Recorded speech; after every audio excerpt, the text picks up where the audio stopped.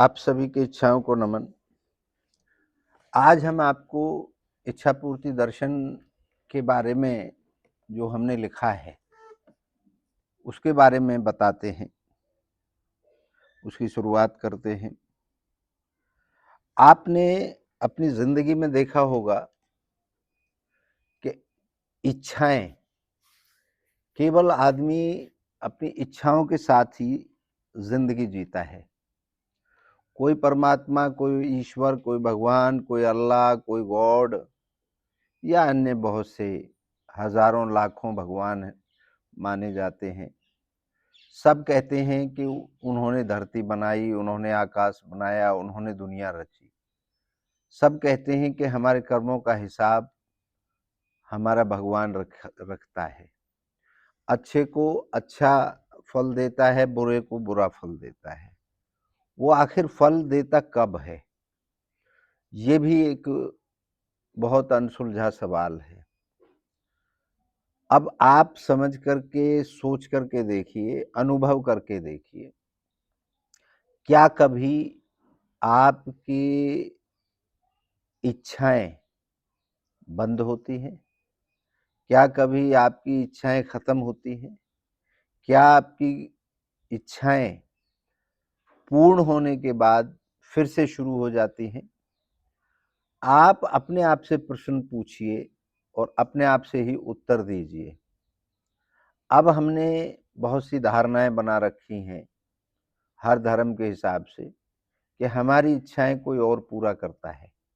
कोई ऐसी अदृश्य शक्ति है जो पूरा करती है, जो हमारे ऊपर कृपा करती है। ये जितनी भी बातें हैं, ये कहाँ तक सच हैं और कहाँ तक नहीं हैं, ये तो आपसे ज़्यादा कोई नहीं जानता।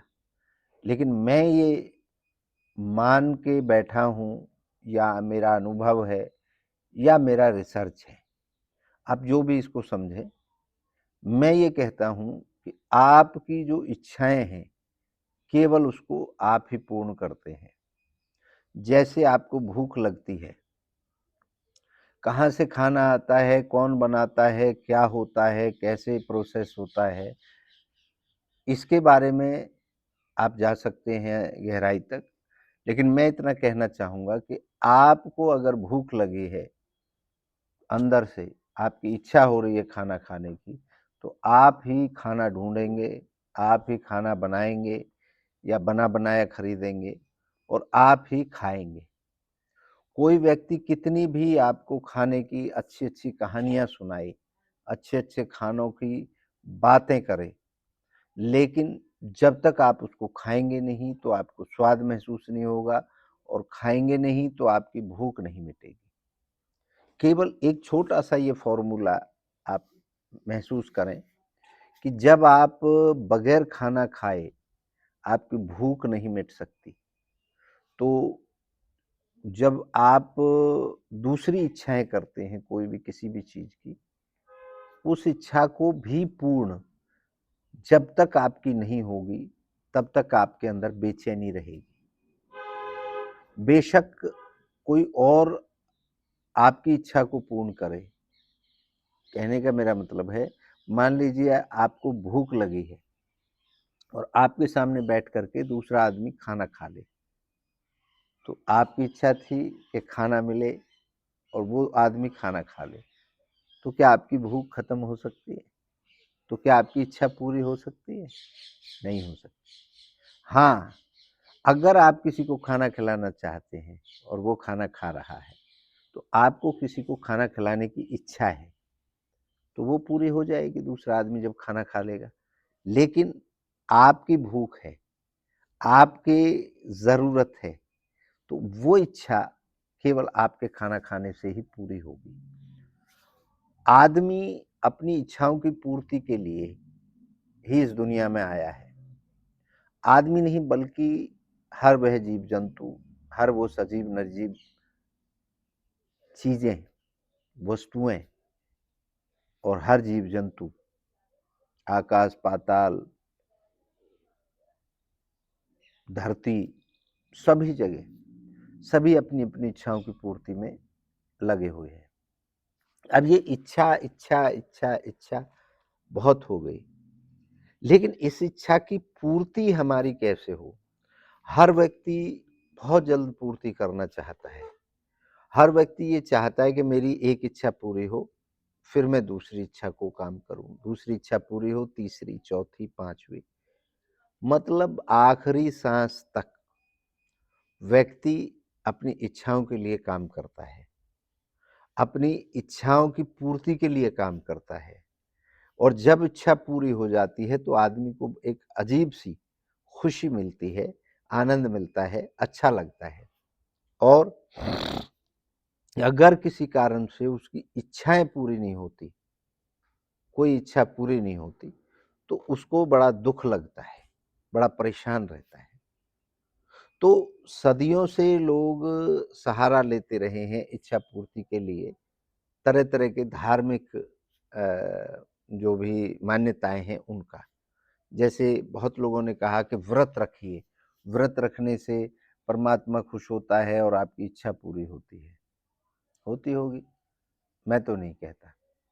फिर कोई कहता है जी परिक्रमा करिए, कोई कहता है जी ये पूजा करिए, कोई कहता है जी ये फलाना काम करिए। इवन मैंने यहाँ तक सुना है कि बहुत से तांत्रिक कहते हैं कि अगर आपको बेटा चाहिए तो आप किसी के बेटे की बलि दे दीजिए। अब बताइए, ये इच्छाएँ पूर्ण करने के कोई तरीके हुए? अगर आपको बेटा नहीं हो रहा है, अगर आपको बच्चा नहीं हो रहा है, तो क्या किसी के बच्चे को मार करके आपके घर में बच्चा कैसे आ जाएगा? विज्ञान ये कहता है कि जब तक आपके शुक्राणु और अंडाणु मिलेंगे नहीं और एक्स और वाई का ये जो लड़का और लड़की का है, जो एक्स और वाई का कॉम्बिनेशन है, तो इनका किसी को बलि दे करके इनका आपके शरीर में क्या असर पड़ेगा? सोच करके देखिए, बहुत लोग करते आए हैं आज तक। मैं यही कहता हूँ कि कोई अगर इंटरनल बीमारी है आपको, तो उसके लिए आप इलाज कराइए। अब आप ऐसे लोगों के पास चले जाते हैं कि जो कहते हैं जी फलाँ की बलि दे दीजिए और आपका बच्चा हो जाएगा। तो ये कहाँ तक ठीक है? मुझे लगता है कि आज के समय में ये बिल्कुल ही निराधार बात है। कभी पुराने समय में जब कोई व्यवस्थाएँ नहीं थी, जब कोई सिस्टम नहीं थे, तब लोग मान्यता मानते थे। अब सती प्रथा होती थी कि अगर पति मर जाता है तो औरत को ज़बरदस्ती उसके साथ जलाया जाता था। अब आप सोच करके देखिए ये कहाँ तक ठीक है? ये कितनी वरगल बात थी कि एक ज़िंदे व्यक्ति को आप आग में ज़िंदा जला रहे हैं, अगर उसका पति मर गया है तो। बहुत सी पुरानी मान्यताएँ रही हैं, बहुत से पुराने व्यवस्थाएँ रही हैं।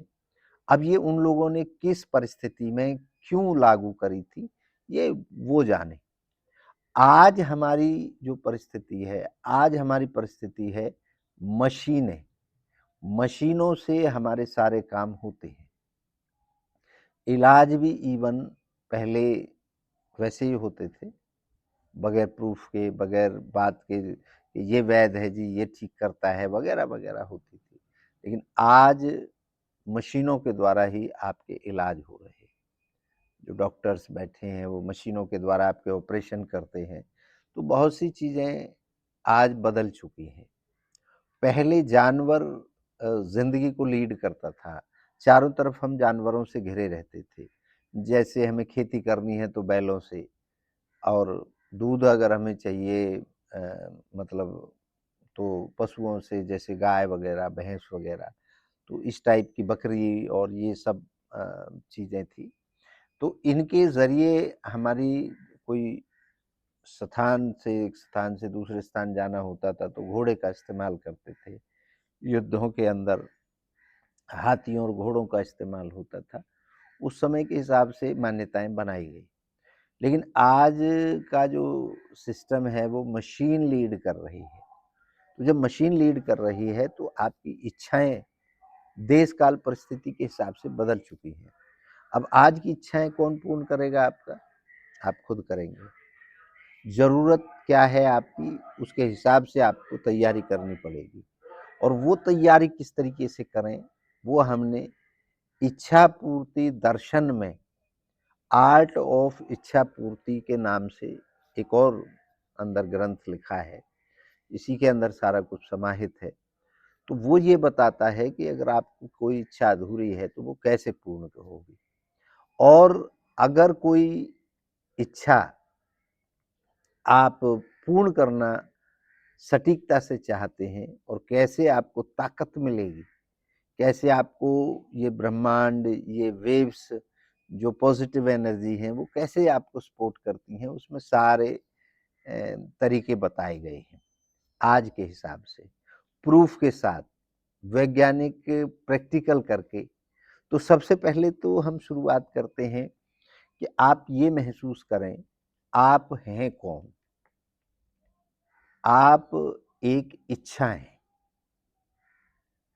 ये मानना नहीं है, ये अपने आप से जानना है। क्यों हर समय आप इच्छाओं में डूबे रहते हैं, इच्छाओं के इर्द गिर्द घूमते रहते हैं। इच्छा की खड़े हो गए, इच्छा की बैठ गए, इच्छा की पानी पी लिया, इच्छा की रोटी खा लिया।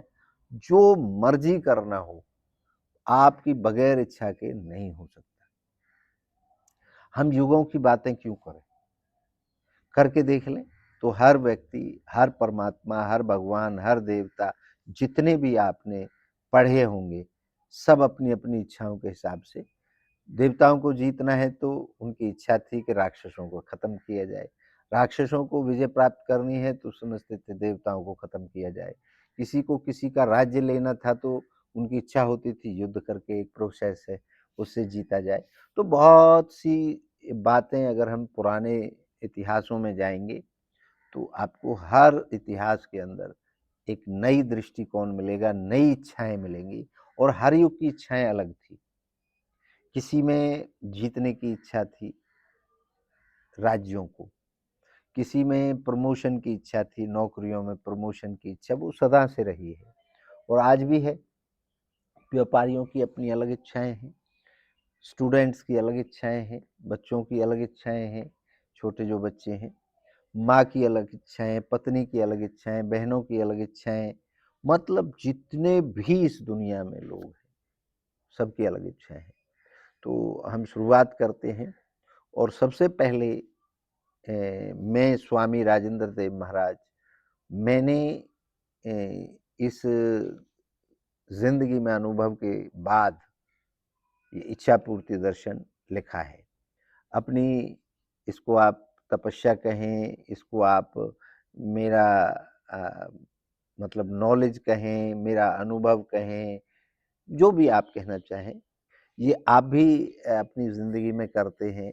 हर किसी ने इसी तरीके से अपनी अपनी ज़िंदगी में अपने अपने वक्तव्य लिखे हैं, तो मैंने भी ये वक्तव्य लिखा है, और इसमें सबसे पहले मेरा संदेश क्या है, मैं वह आपको पढ़ के सुनाता हूँ।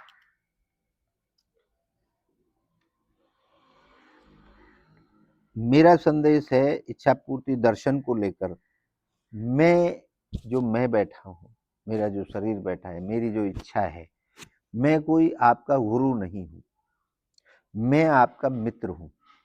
मुझे कभी भी आप गुरु ना समझें, एक मित्र समझें, एक दोस्त समझें, एक सहपाठी समझें।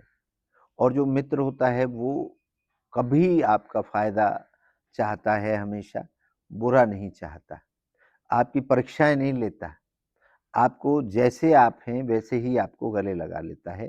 तो मैं वो मित्रवत भाव से आपको कह रहा हूँ।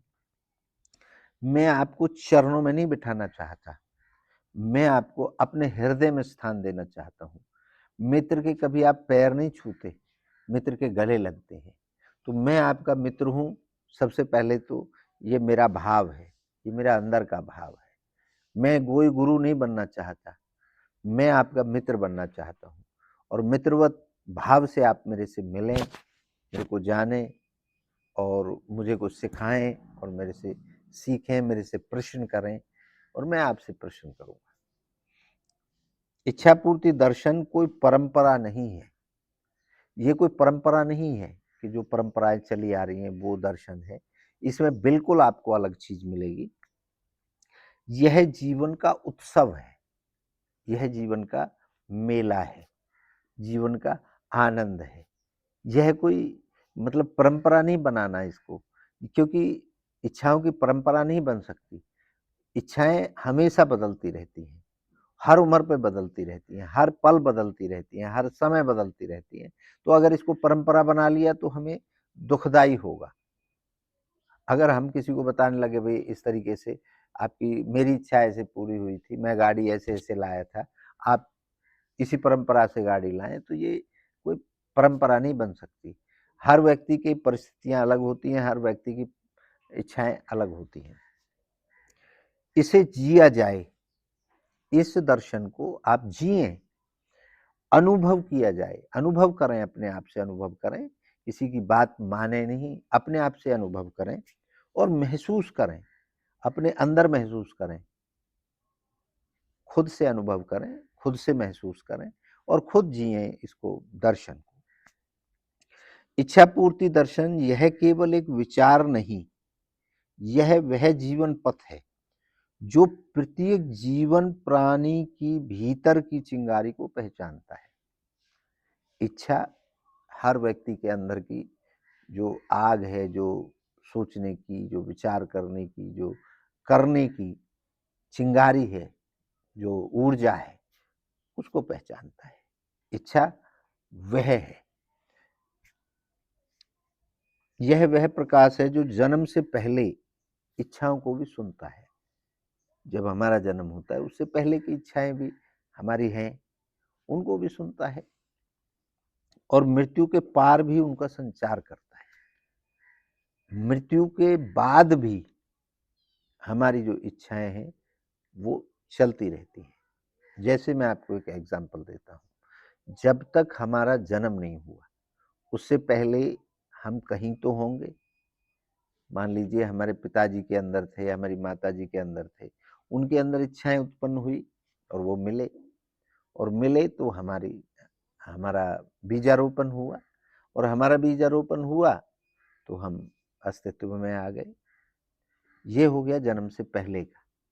अब मृत्यु के बाद क्या होता है, हमारा शरीर यहाँ रह जाता है और अंदर की जो इच्छा है वो निकल जाती है, तो मृत्यु हो जाती है। उसके बाद हमारे शरीर के साथ में बहुत सी इच्छाएं जुड़ जाती हैं।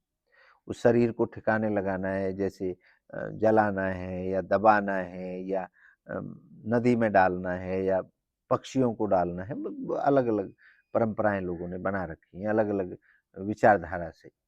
तो जब ये शरीर हमारा वहाँ डलता है, इसके साथ जो भी लोग जुड़े होते हैं, जो भी कीट पतंगे, कीटाणु, पशु पक्षी जो भी जुड़े होते हैं, वो जब तक इसको डिस्ट्रॉय नहीं कर देते तब तक कोई ना कोई इच्छा इस शरीर के साथ अटैच रहती है। अब आप करोड़ों शुक्राणुओं को पीछे छोड़ करके जन्म लेते हैं। आप विज्ञान में अगर जाएंगे तो विज्ञान कहता है कि करोड़ों शुक्राणुओं ने दौड़ लगाई और एक ही शुक्राणु जो अपने पॉइंट तक पहुंचा, मतलब पॉइंट का मतलब है अंडाणु तक पहुंचा। करोड़ों शुक्राणुओं चले और एक ही उनके पास टारगेट था, अंडाणु से मुलाकात। तो मैं और आप ही क्यों वहां पहुंच पाए, बाकी सब पीछे रह गए। तो ये एक हमारी पहली जीत थी, पहली इच्छा हमारी पूरी हुई जो हमने दौड़ लगाई। तो करोड़ों को हमने पीछे छोड़ करके हम इतने मजबूत प्रबल दावेदार थे, प्रबल ताकत थी, प्रबल इच्छा थी हमारी कि हम अस्तित्व में आ गए। तो ये सिद्ध हो जाता है कि आपकी पहली इच्छा पूर्ण हुई, जीवित होने की इच्छा। तो फिर बाकी इच्छाओं को पूर्ण करने का भी आपको अधिकार है। जो आजकल इच्छाएं आपकी पूर्ण नहीं होती, उनको भी आपको पूर्ण करने का अधिकार है। आपका अधिकार है, मैं ये करूं, मेरे अंदर ये इच्छा हुई है तो मैं इसको पूर्ण करूं। ये आपका अधिकार है। कोई आपको कोई कृपा नहीं कर रहा है। आपके अंदर से अगर इच्छा उठ रही है तो वो आपका अधिकार है। अधिकार के साथ इसको पूर्ण करें, बिना किसी अपराध बोध के और बिना सामाजिक जंजाल। अगर आप ये कहोगे कि ये इच्छा है, ये तो अपराध की श्रेणी में आती है। अब ये अपराध और अच्छा, किसने बताया? सामाजिक जो ताना बाना है वहां से आपको प्रेशर है कि भाई नहीं नहीं नहीं, ऐसा आज तक किसी ने नहीं किया, ये आप नहीं कर सकते। तो इन सब को आपको छोड़ करके, क्योंकि इच्छा आपकी है और अधिकार आपका है,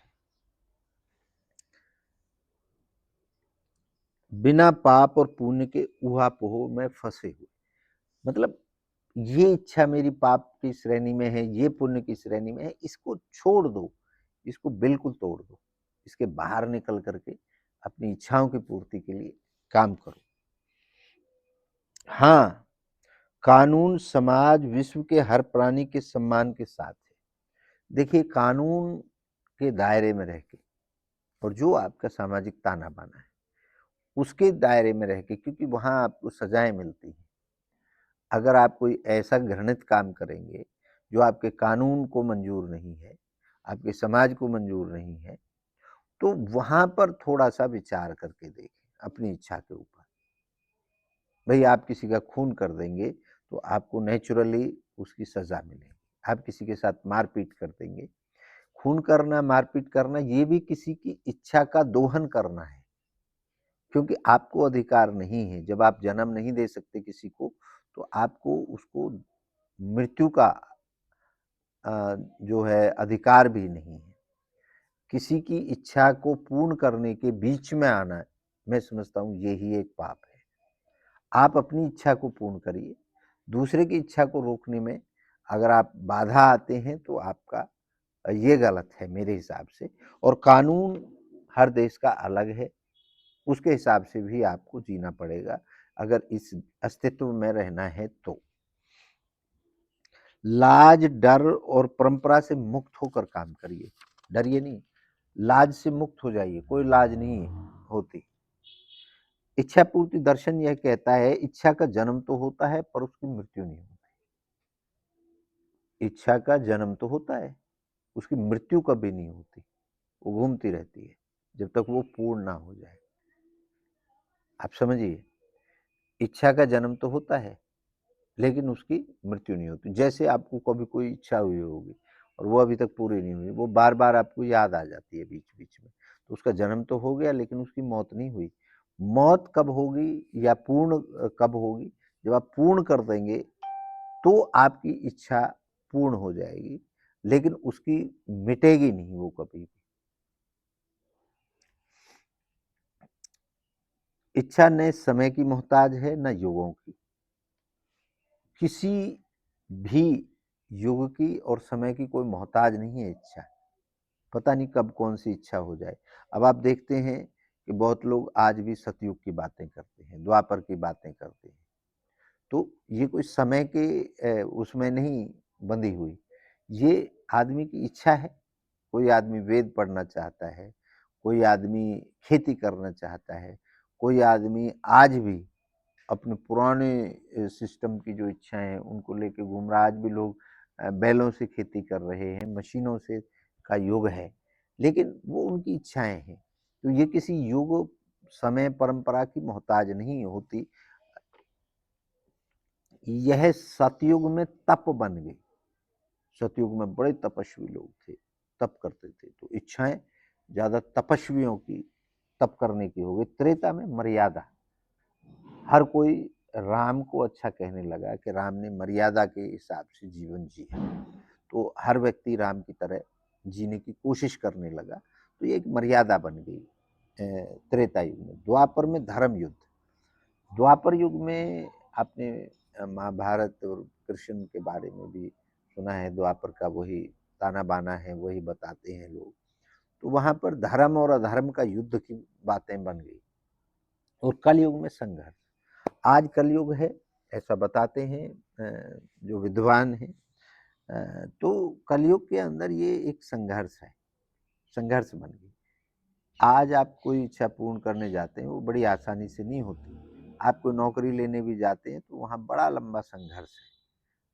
कोई भी चीज लेने जाइए, आप बाजार में जाइए तो बाजार में रास्ता निकलने का भी एक आपको संघर्ष नजर आता है।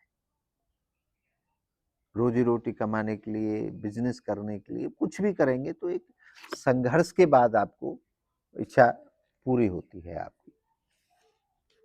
अब समय है कि वह उत्सव बने, आनंद का, प्रेम का, आत्म स्वीकृति का। अब जब संघर्ष है ही, तो उसको दुखी होकर के नहीं, बल्कि खुश होकर के एक त्योहार की तरह, उत्सव की तरह, एक मेले की तरह उसको संघर्ष को किया जाए, तो वो एक आत्मविश्वास आपका बढ़ेगा। यह दर्शन किसी धर्म, जाति, वर्ग, लिंग, ये जो दर्शन है, ये ना किसी धार्मिक परिवेश में बंधा हुआ है, ना किसी लिंग में, ना किसी जाति में, किसी प्रवेश में नहीं बंधा हुआ। ये सब के लिए है। ये आदमी के लिए है, स्त्री के लिए है, मतलब आदमी का मतलब मेरा पुरुष से है, पुरुषों के लिए है, स्त्रियों के लिए है, किन्नर के लिए है। तो तीन ही तरीके के इस पे आदमी एग्जिस्ट करते हैं इस धरा पे, तो तीनों के लिए है। और सभी जो भी धर्म है, सबके लोगों के लिए यह एग्जिस्ट करता है। यह दर्शन सजीव है। यह दर्शन कोई निर्जीव नहीं है, मतलब उस युग में लिखा गया था, ऐसा लिखा कि ये सदा रहेगा, क्योंकि ये इच्छाएं बदलती रहेंगी। आगे मैं बताऊंगा कि ये एक आरंभ है, अंत नहीं है, और ना इसका कभी अंत हो सकता, ना यह कभी पूर्ण हो सकता, क्योंकि हर समय इच्छाएं बदलेंगी, और उन इच्छाओं के हिसाब से उनकी पूर्ति के लिए नए नए लोग आएंगे, नई नई तरीके बताएंगे, नई नई टेक्नोलॉजी बताएंगे, और यह आगे बढ़ता रहेगा।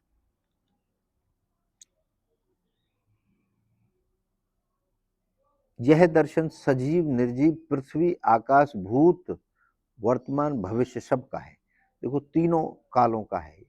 भूत की भी बात करता है, भूत में कैसे इच्छाएं पूरी हुई, वर्तमान में किस तरीके से आदमी संघर्ष कर रहा है, पूरी होंगी, और जो कर रहा है तो वर्तमान, भविष्य अपने आप तय होगा आपके कार्य करने से।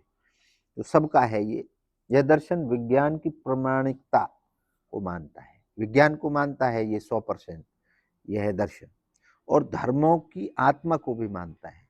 धर्म कहते हैं कि आत्मा होती है, रूह होती है, ये होती है, उसको भी मानता है ये दर्शन। कोई कहता है कि मेरी आत्मा से ये आवाज उठी, तो इच्छा है आपकी आत्मा से, मान लीजिए आप आत्मा को मानते हैं और मेरी आत्मा की आवाज है, तो आपकी आत्मा की इच्छा है, उसको भी मानता है। यह दर्शन उन युवाओं के लिए है जो सबूत मांगते हैं। यह दर्शन टोटली आज के युवाओं के लिए है जो प्रूफ मांगते हैं। उनको प्रूफ के साथ में यह पूर्ति के तरीके हम बताएंगे। प्रयोग करना चाहते हैं, परंपरा को ढोना नहीं चाहते। वो ये कहते हैं कि हमें उस परंपरा को क्यों ढोएं, क्योंकि आज जरूरत नहीं है उसकी।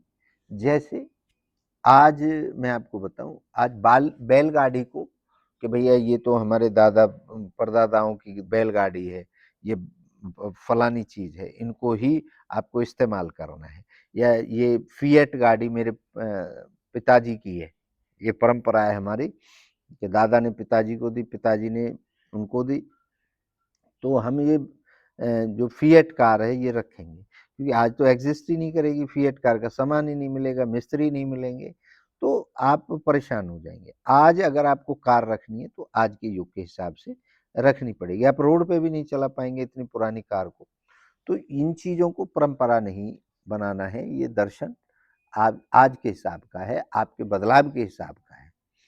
इस दर्शन में हम प्राचीन से जोड़ते हैं, पुरानी बातों से भी हम जुड़ते हैं इस दर्शन के माध्यम से। ऋग्वेद की ऋचाओं से लेकर बुद्ध के मौन तक हम उनकी इच्छाओं को भी जान सकते हैं। ऋग्वेद में किस तरीके से इच्छाएं पूर्ण करने के तरीके थे, बुद्ध ने किस तरीके से बताया था, ईसा के प्रेम से लेकर नानक के शब्द तक। ईसा मसीह किस तरीके से प्रेम करने की बातें करते थे, नानक किस तरीके से अपने शब्दों से दुनिया को फायदा पहुंचाते थे, उनके द्वारा भी हम जुड़ सकते हैं।